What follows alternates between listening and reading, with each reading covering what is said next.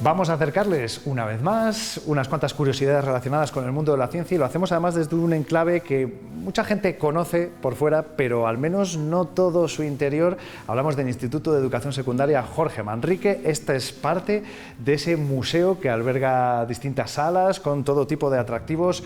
Algún día nos acercaremos y se lo enseñaremos más en profundidad.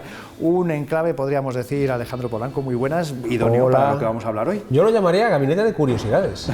Como en los gabinetes de curiosidades clásicos del siglo XVIII-XIX, pero con un toque actual. Está muy bien, la verdad es que es un tesoro escondido. Claro, y nos decían que no hace tanto tiempo, allá como por 2021 fue cuando se institucionalizó por fin y se puso o se instaló este museo, que insisto, nos acercaremos y se lo enseñaremos más en profundidad porque tiene mucho que mostrar, pero es que hoy venimos a hablar de... Estábamos viendo por aquí fósiles, veíamos también ciertas piedras preciosas, ejemplos, incluida la antracita. Carbón, el carbón. Y hoy va a ser protagonista el carbón, o no exactamente el carbón, pero muy relacionado con el mundo del carbón. Siempre hemos oído esa frase de el canario en la mina, que se utiliza mucho como sinónimo de aviso de que algo va a pasar, algo terrible o algo... Bueno, lo utilizan incluso hasta en economía, así que fíjate. Tal cual. Sí. De hecho, últimamente yo casi lo estoy viendo más relacionado con la economía. Sí, pues mejor no, porque... es lo que iba a decir, que no es muy alentador. Bueno, ahí por ejemplo tenemos piedras de antracita, supongo que también habrá hulla. Con la antracita no sucedía tanto porque la antracita es uno de los carbones más puros, prácticamente tiene un poder calorífico impresionante, pero en las minas de hulla, las que existían, ahora ya en Palencia no tenemos ninguna y prácticamente en España no queda mucho, pero las minas de hulla, al ser un carbón más graso y que tiene más volátiles, tenían un problema clásico que todo el mundo ha oído hablar, es el grisú. Un carbón que alberga en su interior gases, cuando lo estás extrayendo, estás explotándolo, pues en el interior de las galerías se van acumulando pues esos gases, que puede ser metano, puede ser gases de azufre, por ejemplo, también. Y, nocivos en cualquier caso. A ver, no viene bien respirarlo. Eso es como la gruta esa italiana que hay en un lago. Bueno, vas navegando y demás, y el dióxido de carbono se va acumulando. No te enteras. Lo vas respirando hasta que vas perdiendo el conocimiento. Y te das de baja. Hay otra, creo recordar, mira, ahora me acuerdo de otra gruta que hay por allí, la gruta del perro, lo llaman algo así, porque tú vas andando, a ver, es muy clásico, es un poco cruel, pero lo llaman así porque si tú entrabas con un perro, claro, el perro va a un nivel bajo. El dióxido de carbono se acumula en la parte inferior.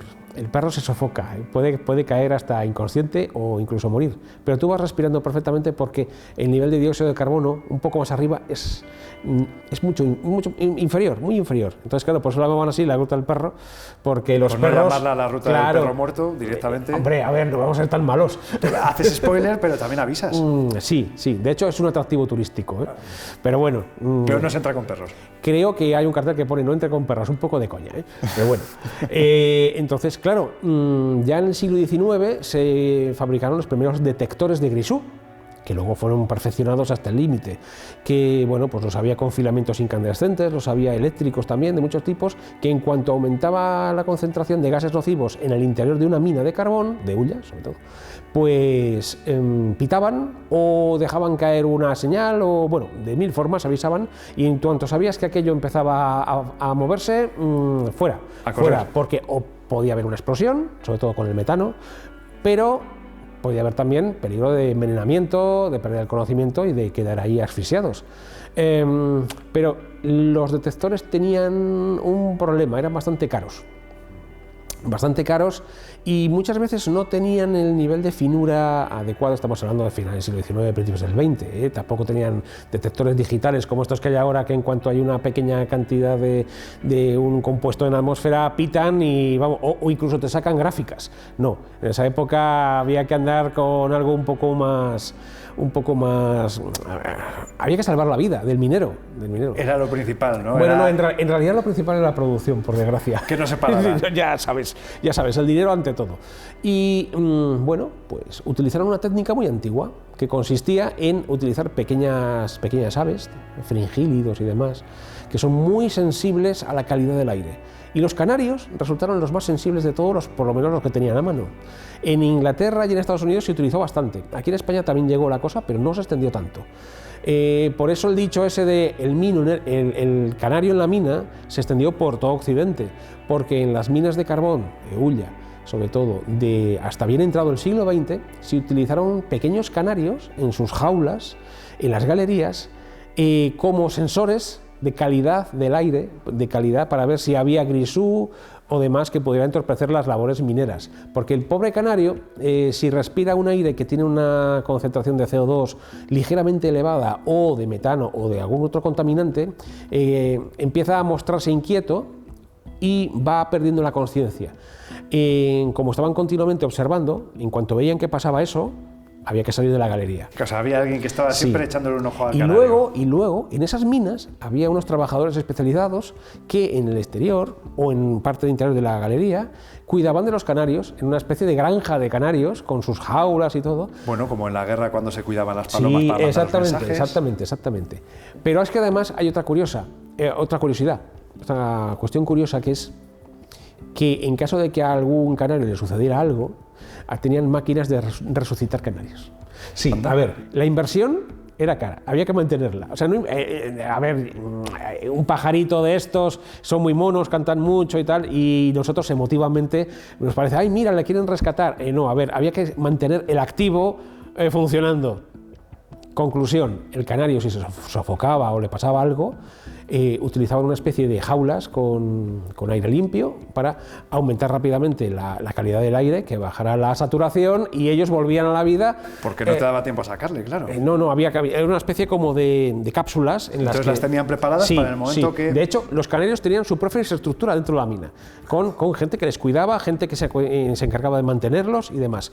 Así que el canario, cuando empezaba a desfallecer, a ver, podía ser también por una enfermedad, pero generalmente era porque había problemas en el aire.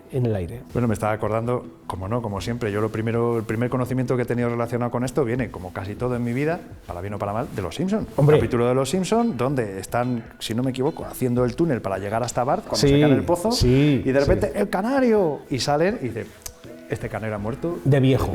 Entonces ya vuelven al trabajo otra vez. Sí, hay que decir que los Simpsons son prácticamente, yo creo que en el futuro lejano, será el referente de, digamos, de lo que era la cultura pop. referencia cultural general, incluso política y social, de finales del siglo XX y principios del siglo XXI, primer cuarto del siglo XXI. Sí, porque realmente ahí está todo. Y luego hay quien habla de las profecías de los Simpsons. Pero sí. Uy, eso también da para otro, sí, da para mucho. Anotado queda.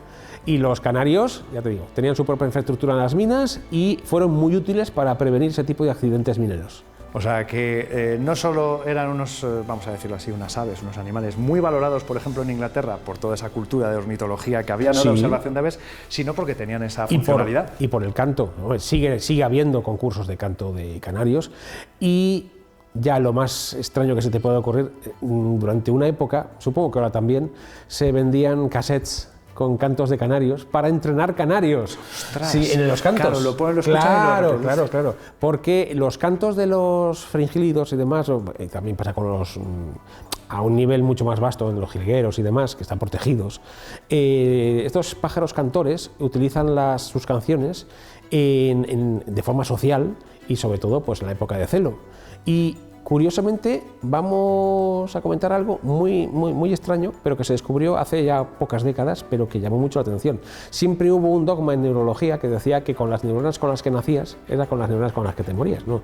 Pero ahora se sabe que hay neurogénesis en los seres, sí, incluso en los humanos, se generan nuevas neuronas y nuevas sinapsis, aunque digamos que de una forma diferente a la época de formación y demás. Y se descubrió originalmente en canarios, porque descubrieron que los canarios ya relativamente mayores eran capaces de aprender nuevos tipos de canción, rediseñando su estructura neural, fabricando nuevas neuronas a través de un proceso de neurogénesis. Así que no solamente salvaban la vida de los mineros, sino que mucho tiempo después fueron inspiración para investigaciones neurológicas. todo lo que nos han dado los canarios, ¿eh? Todos los animales, en realidad. Efectivamente. Ya me iba yo también por los canarios, el grupo, que también nos dieron cosas, pero Sí, bueno, eso es bueno, vale. Algo menos, por lo que sea. Pero bueno, vamos a quedarnos con esta curiosidad en torno a los canarios y hablaremos más adelante también de profecías de los Simpson y de otras cuestiones, probablemente también desde este mismo museo del Instituto Jorge Manrique, que también les mostraremos más adelante. Alejandro, muchas gracias como siempre. Gracias a vosotros.